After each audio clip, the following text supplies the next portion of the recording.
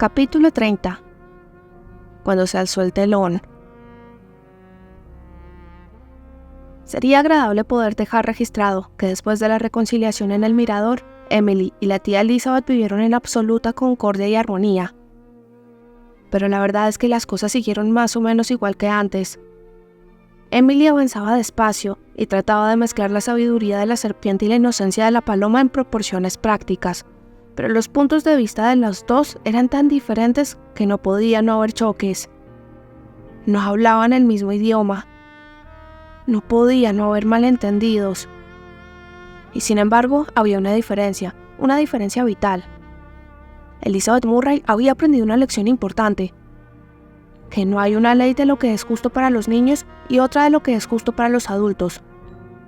Siguió siendo tan autoritaria como siempre, pero no le hacía ni le decía a Emily nada que no le habría hecho o dicho a Laura, de darse la ocasión.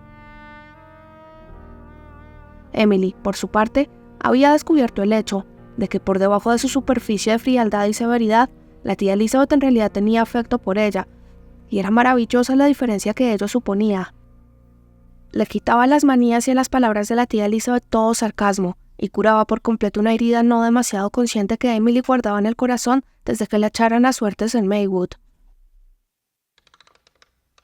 «Ya no creo que soy un deber para la tía Elizabeth», pensó Emily feliz. Aquel verano, Emily creció rápidamente en cuerpo, mente y alma. La vida era deliciosa y se hacía cada vez más interesante, como una rosa que se abre.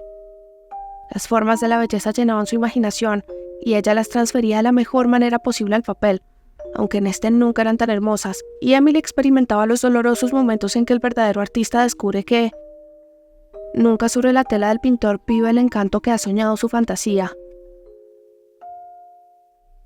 Quemó muchas de las cosas de antes, incluso la hija del mar fue reducida a cenizas. Pero el pequeño montón de manuscritos que estaba en el armario, encima de la repisa del hogar, en el mirador, crecía día a día. Emily ahora guardaba allí sus garabatos, dado que el estante del sofá de la guardilla había sido profanado, y además, de alguna manera sentía que la tía Elizabeth no volvería a inmiscuirse en sus papeles privados, los guardase donde los guardase. Ahora no iba a la guardilla a leer o a soñar. Para eso, el mejor lugar era su querido mirador. Adoraba aquella pequeña habitación. Para ella era casi algo vivo, alguien que compartía su alegría y que la consolaba en su dolor. Ilse también crecía, y florecía hacia una belleza y un brillo extraños, sin conocer más ley que su propio placer, sin reconocer más autoridad que su propio capricho. La tía Laura se preocupaba por ella. ¿Será una mujer tan pronto? ¿Y quién va a cuidar de ella? Alan no. «Yo ya no tengo paciencia con Alan», dijo la tía Elizabeth cortante. «Está siempre dispuesto a reprender y aconsejar a los demás, pero no mira dentro de su propia casa. Aquí viene y me ordena que haga esto o aquello, o que no lo haga con Emily, pero si le digo una palabra sobre Ilse, se pone hecho una furia. Que un hombre se vuelva contra su propia hija y la desatienda como él ha desatendido a Ilse, sencillamente porque la madre no resultó ser lo que debió haber sido, como si la pobre criatura tuviera la culpa». «Chitón», soltó la tía Laura, justo en el momento en que Emily atravesaba la sala, camino de su habitación. Emily sonrió para sus adentros con tristeza. No hacía falta que la tía Laura chistara. A Emily no le quedaba nada por averiguar sobre la madre de Ilse, nada, excepto lo más importante, lo que ni ella ni ningún ser viviente sabía. Emily no había abandonado su convicción de que nadie conocía la verdad sobre Beatrice Burney. A menudo pensaba en ese tema cuando estaba acostada en la nuez negra de sus noches, escuchando el gemido del golfo y a la señora viento que cantaba en los árboles, y se quedaba dormida deseando intensamente poder resolver aquel misterio antiguo y oscuro y destruir aquella leyenda de vergüenza y dolor. Emily subió algo lánguida al mirador. Iba a escribir un poco más de su cuento, El fantasma del pozo, en el que estaba tejiendo la vieja leyenda del pozo en el campo de Lee, pero por alguna razón le faltaba ganas. Volvió a poner el manuscrito en el armario de la repisa y se puso a releer una carta de Dean Priest que le había llegado aquel día, una de sus cartas gordas, divertidas, caprichosas, deliciosas, en la cual le contaba que iba a pasar un mes con su hermana en Bladewater. Le llamó la atención que este anuncio no la alegrara más. Estaba cansada, le dolía la cabeza. Emily no recordaba haber tenido dolor de cabeza nunca. Ya que no podía escribir, decidió acostarse y ser Lady Trevanion un rato. Aquel verano Emily era Lady Trevanion con mucha frecuencia, en una de las vidas de fantasía que había comenzado a inventarse. Lady Trevanion era la esposa de un conde inglés y además de ser una novelista famosa, era miembro de la Cámara de los Comunes británica, donde siempre aparecía vestida de terciopelo negro y con una majestuosa diadema de perlas en los cabellos oscuros. Era la única mujer en la Cámara, y como esto sucedía antes de la época de las sufragistas, tenía que soportar muchos desprecios, insinuaciones e insultos de parte de los pocos galantes varones que la rodeaban. La escena favorita del sueño era para Emily una en la que ella se ponía de pie para pronunciar su primer discurso, un acontecimiento emocionante. Como a Emily se le hacía difícil hacerle justicia a la escena con ideas propias, siempre recurría a la respuesta de Pita Walpole, que había encontrado en su Royal Reader, y la declamaba con variantes apropiadas. El orador insolente que había provocado a Lady Trevanion, obligándola a hablar, la había despreciado como mujer, y Lady Trevanion, magnífica en su terciopelo y sus perlas, se había puesto en pie, entre chitones y un silencio espeso, y dijo: «No intentaré paliar ni negar el atroz delito de ser una mujer, del que el honorable miembro me ha acusado con tanto espíritu y tanta decencia, sino que me conformaré con desear ser una de aquellas cuyas tonterías cesan con su sexo, y no uno de esos que son ignorantes a pesar de su virilidad y su experiencia». Aquí siempre era interrumpida por una ovación. Pero aquel día la escena estaba totalmente desprovista de encanto, y cuando Emily llegó a la frase «pero la feminidad, señor, no es mi único delito», abandonó el sueño, disgustada, y se puso a pensar otra vez en la madre de Ilse, mezclando sus pensamientos con inquietantes especulaciones sobre el clímax de su cuento sobre el fantasma del pozo, confundidas con sus desagradables sensaciones físicas. Cuando movió los ojos le dolieron. Tenía frío, aunque aquel día de julio hacía calor. Seguía tendida en la cama cuando la tía Elizabeth subió a preguntarle por qué no había ido a traer las vacas del pasto. No sabía que era tan tarde», dijo Emily confusamente. Me duele la cabeza, tía Elizabeth». La tía Elizabeth corrió la cortina de algodón blanco y miró a Emily.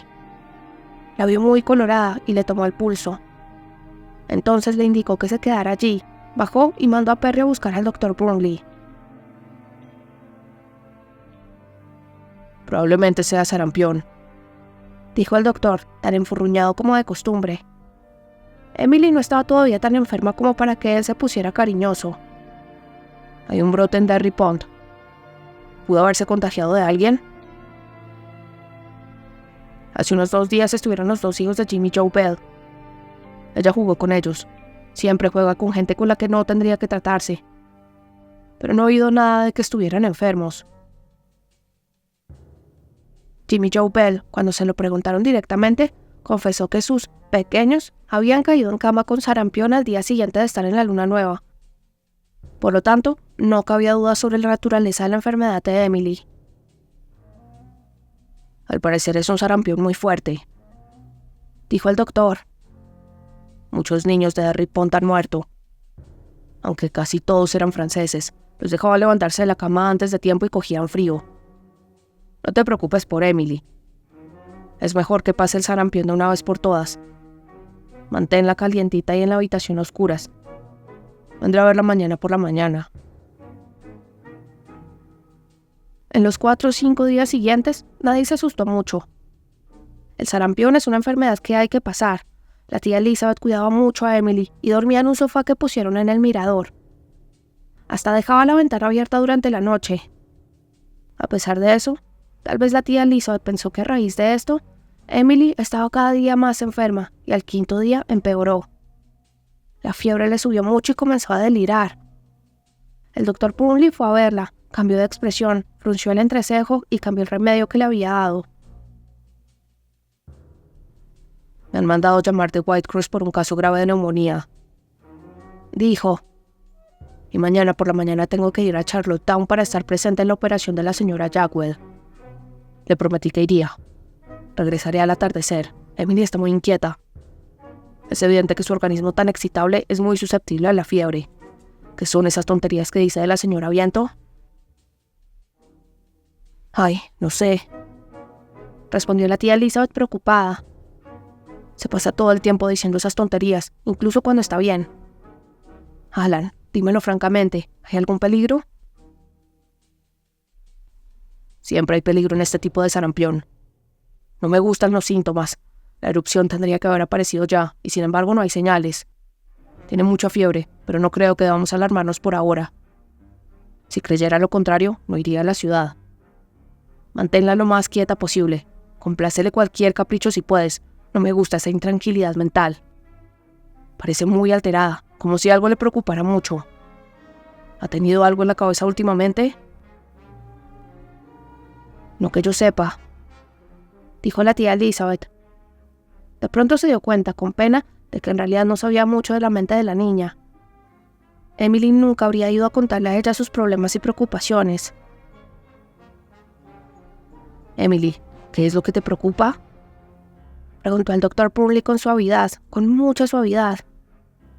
Cogió la manita caliente y agitada en su gran manaza, con mucha delicadeza.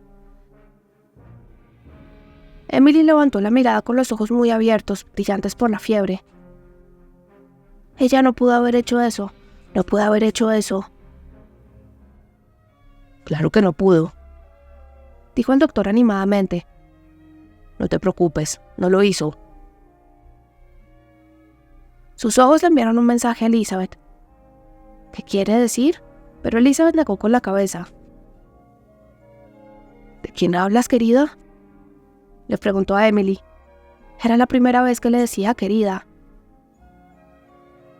Sin embargo, Emily estaba en otra parte. El pozo del campo del señor Lee estaba destapado, dijo. Alguien podría caerse dentro. ¿Por qué el señor Lee no lo tapaba? El señor Purley dejó a la tía Elizabeth tratando de tranquilizar a Emily sobre el pozo y salió rápidamente rumbo a Whitecross. Junto a la puerta casi se tropieza con Perry, que estaba acurrucado sobre el escalón de piedra, aferrado con desesperación a sus propias piernas.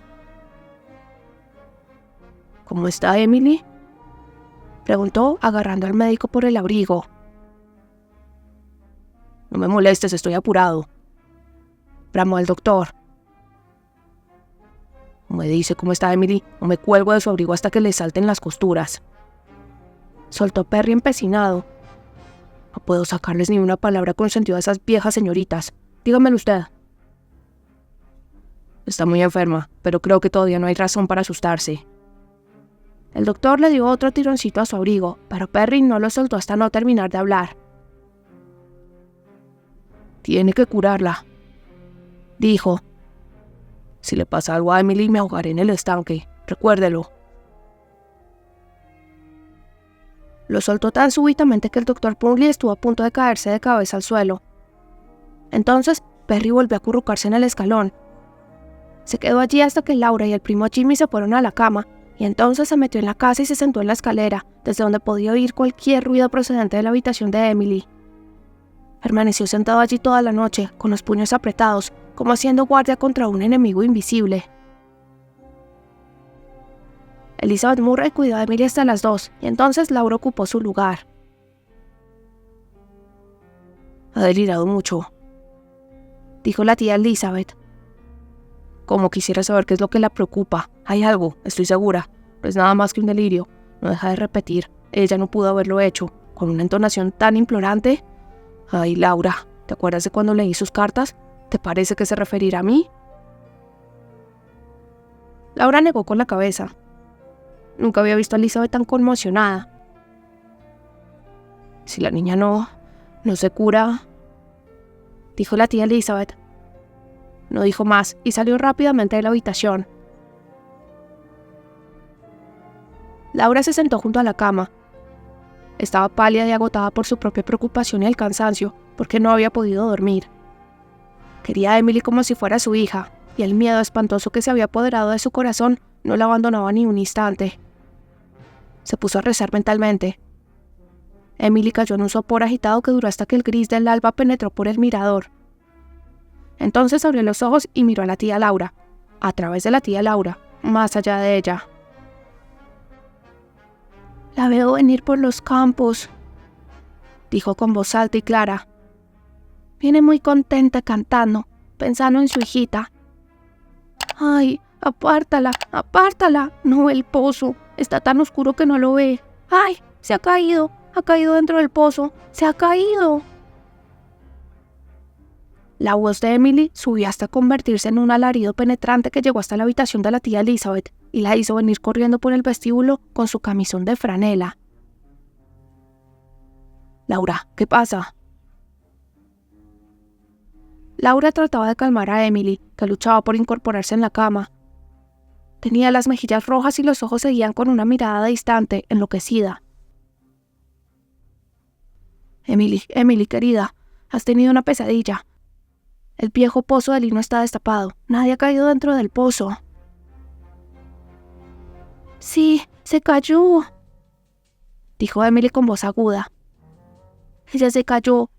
Yo la vi, con el haz de corazón en la frente. ¿Piensas que no la conozco?» Cayó sobre la almohada, gimió y agitó las manos que Laura Murray le había soltado por la sorpresa. Las dos mujeres de la luna nueva se miraron por encima de la cama, desoladas y hasta aterrorizadas. «¿A quién has visto, Emily?», preguntó la tía Elizabeth. «A la madre de Ilse, a la madre de Ilse. Yo siempre supe que ella no había hecho algo tan espantoso. Se cayó en el viejo pozo. Está allí ahora. Ve a sacarla, tía Laura, por favor».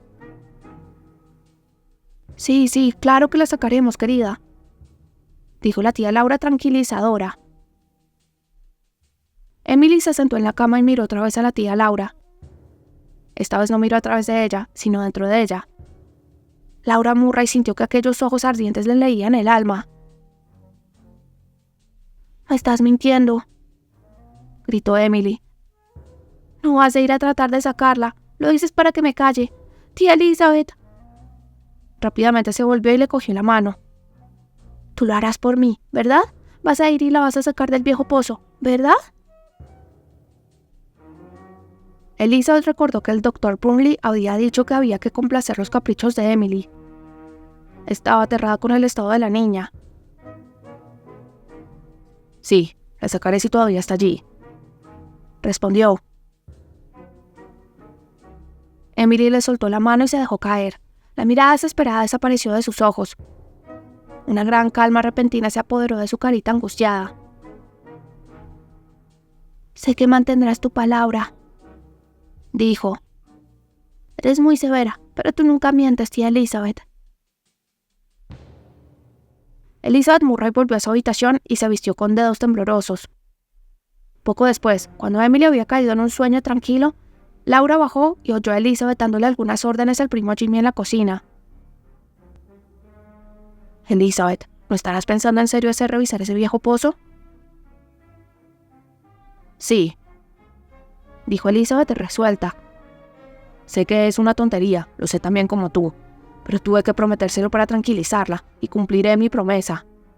Ya has oído lo que ha dicho, que estaba segura de que yo no le mentiría. Y no lo haré. Jimmy, después de desayunar, ve a casa de James Lee y pídele que venga». «¿Cómo se enteró Emily de la historia?», preguntó Laura. «No lo sé.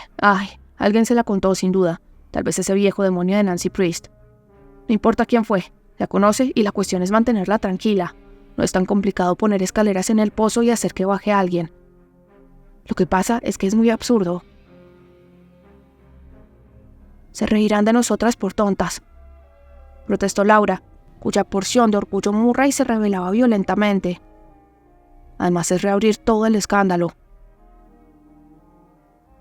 «No importa. Cumpliré la palabra que le he dado a la niña», dijo Elizabeth empecinada. Alan Burnley fue a la luna nueva al atardecer, cuando regresaba a su casa desde la ciudad. Se sentía cansado porque había trabajado noche y día durante más de una semana. Estaba más preocupado por Emily de lo que quería admitir. Cuando entró en la cocina de la luna nueva se le veía viejo y bastante abatido. Solo el primo Jimmy estaba allí. No parecía tener mucho que hacer, aunque era un buen día para guardar paja, y Jimmy Joe Bell y Perry estaban apilando los grandes y fragantes paquetes secados por el sol. Él estaba sentado junto a la ventana que daba al oeste, con una extraña expresión en el rostro. «Hola Jimmy, ¿cómo están las chicas? ¿Y cómo está Emily?» «Emily está mejor», respondió el primo Jimmy. «Le ha aparecido la erupción y le ha bajado la fiebre. Creo que está dormida». «Bien, no podemos permitirnos perder a esa pequeñita, ¿verdad, Jimmy?» «No», contestó Jimmy, pero al parecer no quería hablar del tema. «Laura y Elizabeth están en la sala. Quieren verte». Hizo una pausa y luego añadió con un tono extraño. «No hay nada oculto que no haya de ser revelado». Alan Burnley pensó que Jimmy estaba actuando misteriosamente. ¿Y si Laura y Elizabeth querían verlo, por qué no venían? No era típico de ellas guardar tanta ceremonia. Abrió con impaciencia la puerta de la sala. Laura Murray estaba sentada en el sofá, con la cabeza sobre el brazo del mueble. Él no le veía la cara, pero supo que estaba llorando. Elizabeth estaba sentada más erguida en una silla. Llevaba uno de sus mejores vestidos de seda negra y una de las mejores cofias de encaje. Y ella también había llorado.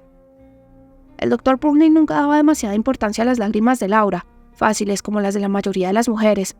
¿Pero que Elizabeth Murray llorara? ¿La había visto llorar alguna vez? La imagen de Ilse se le cruzó por la cabeza, su hijita tan abandonada. ¿Le había pasado algo a Ilse? Durante un momento espantoso, Alan Burnley pagó el precio de su manera de tratar a la niña. ¿Qué pasa?, preguntó con la mayor rudeza. «Ay, Alan», dijo Elizabeth Murray. «Que Dios nos perdone, que Dios nos perdone a todos». «Ilse», dijo el doctor Burnley balbuceando. «No, no es Ilse». Entonces se lo contó. Le contó lo que habían encontrado en el fondo del viejo pozo de Lee. Le contó cuál había sido el destino verdadero de la joven esposa amante, risueña, cuyo nombre no había salido de labios de aquel hombre durante 12 amargos años. Hasta el atardecer del día siguiente, Emily no vio al doctor. Ella estaba acostada en la cama, débil y laxa, roja como una remolacha con la erupción del sarampión, pero otra vez ella. Alan Burnley se detuvo junto a la cama y la miró. «Emily, querida niña, ¿tienes conciencia de lo que has hecho por mí? Solo Dios sabe cómo lo has hecho». «Yo pensaba que usted no creía en Dios», dijo Emily intrigada. «Tú me has devuelto la fe en él, Emily». «¿Por qué? ¿Qué he hecho?». El doctor Burnley se dio cuenta de que ella no recordaba su delirio. Laura le había dicho que había dormido mucho y muy profundamente después de la promesa de Elizabeth, y que cuando se despertó ya se había ido la fiebre y la erupción le estaba apareciendo rápidamente. No había preguntado nada y no le habían dicho nada. «Cuando estés mejor te lo contaremos todo», dijo él sonriéndole. Había mucha tristeza en su sonrisa, pero también mucha dulzura. «Ahora sonríe con los ojos, además de con la boca», pensó Emily. «¿Pero cómo lo supo?», le susurró Laura Murray cuando el médico bajó. «No puedo entenderlo, Alan». «Tampoco yo. Estas cosas están más allá de nosotros, Laura», le respondió él serio. «Lo único que sé es que esta niña me ha devuelto a Beatrice, sin mancha y adorada. Tal vez pueda explicarse racionalmente. Es obvio que a Emily le contaron lo de Beatrice y le preocupaba la historia. Eso lo demuestra esa frase que repetía. Ella no pudo haberlo hecho. Y las historias del viejo pozo de Lee naturalmente habían causado una fuerte impresión en la mente de una niña tan sensible y tan pendiente de los valores dramáticos. En su delirio, mezcló todo con el hecho cierto de la caída de Jimmy en el pozo de la luna nueva, y el resto fue pura coincidencia. En otros tiempos yo lo habría explicado así, pero ahora, Laura, solo digo con toda humildad, un niño los guiará.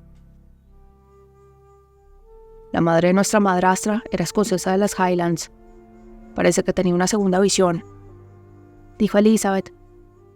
Yo no creía en eso. Antes. Cuando se consideró que Emily estaba lo bastante fuerte como para enterarse de la historia, la conmoción había pasado en Blaywater. Lo que hallaron en el viejo pozo de Lee fue enterrado en la parcela de los Mitchell en Shrewsbury y levantaron una lápida de mármol blanco. A la sagrada memoria de Beatrice Burnley, amada esposa de Alan Burnley. La sensación causada por la presencia del Dr. Burnley todos los domingos en el antiguo banco de los Burnley había pasado. La primera tarde que se le prometió a Emily levantarse, la tía Laura le contó todo. Su manera de contarlo le quitó para siempre las insinuaciones y la mácula dejadas por la tía Nancy. Yo sabía que la madre de Ilse no podía haber hecho eso, dijo Emily con aire triunfal. Ahora nos sentimos culpables por nuestra falta de fe, dijo la tía Laura. Nosotros también tendríamos que habernos dado cuenta de que no era posible, pero en aquel momento Emily todo parecía en su contra. Era una muchacha hermosa, vivaz, alegre. La amistad con su primo no parecía natural e inofensiva. Ahora sabemos que así era, pero todos estos años desde su desaparición hemos pensado de forma diferente. El señor James Lee recuerda claramente que el pozo estaba destapado la noche de la desaparición de Beatrice. Aquella noche el hombre que tenía contratado había retirado las tablas podridas que lo cubrían pensando poner otras nuevas enseguida. Pero entonces empezó a arder la casa de Robert Grison, y él fue corriendo con todos los demás a ayudar a apagar el incendio. Cuando terminaron había oscurecido, y el hombre no dijo nada sobre el pozo hasta la mañana siguiente. El señor Lee se enfadó con él. Le dijo que era un disparate dejar un pozo destapado de esa manera. Fue a toda prisa, y él mismo colocó las tablas nuevas. No miró dentro del pozo, aunque de haberlo hecho no habría visto nada, porque los helechos que crecían en las paredes ocultaban el fondo. Fue después de la cosecha. Nadie volvió al campo hasta la primavera siguiente. Él nunca relacionó la desaparición de Beatrice con el pozo destapado, y ahora no puede dejar de pensar cómo no se le ocurrió. Pero querida, había habido tantos rumores maliciosos, y además se sabía que Beatrice había subido a bordo de la Dama de los Vientos. Se dio por sentado que no volvió a tierra firme. Pero había vuelto y se encaminó a su muerte en el viejo campo de Lee. Fue un fin horrible para una vida tan luminosa y tan joven, pero no tan espantoso después de todo como se había creído. A lo largo de 12 años hemos sido injustos con los muertos. Pero Emily, ¿cómo pudiste saberlo? No lo sé. Cuando vino el doctor aquel día, yo no podía acordarme de nada, pero ahora me parece que sí recuerdo algo, como si lo hubiera soñado, como si hubiera visto a la madre de Ilse caminando por el campo cantando. Estaba oscuro, y sin embargo, yo alcanzaba a ver el haz de corazones. Ay, tía, no sé, pero no me gusta pensar en eso. No volveremos a tocar el tema, dijo la tía Laura con suavidad. Es una de esas cosas de las que es mejor no hablar, uno de los secretos de Dios. Quiero saber cosas de Ilse. ¿Ahora su padre la quiere?, preguntó Emily, ansiosa. ¿Quererla? No puede quererla más. Parece que quisiera darle todo el amor que ha contenido durante estos 12 años. Lo más probable es que ahora la estropee con sus indulgencias, como lo hizo antes con su indiferencia, dijo Elizabeth, que llegó con la cena de Emily a tiempo para oír la respuesta de Laura. Haría falta demasiado amor para estropear a Ilse, rió Laura. Lo está bebiendo como una esponja sedienta, y a cambio le da a su padre un amor frenético. No le ha quedado el menor resentimiento por su largo abandono. De todas maneras, terció Elizabeth adusta, acomodando con mano gentil las almohadas detrás de Emily, con un gesto que contradecía su severa expresión. A él no le va a ser tan fácil. Ilse ha andado suelta durante 12 años. No le será fácil hacer que ahora se comporte como corresponde, si es que algún día lo logra. El amor hace milagros, dijo la tía Laura con suavidad. Claro que Ilse se muere por venir a verte, Emily, pero tiene que esperar hasta que no haya peligro de contagio. Le dije que podía escribirte. Pero cuando se enteró de que yo tenía que leerte la carta porque todavía tienes la vista débil, me dijo que esperaría que pudieras leerla tú. Evidentemente, dijo Laura riendo otra vez. Ilse tiene cosas muy importantes que decirte. No sabía que se pudiera ser tan feliz como lo soy ahora.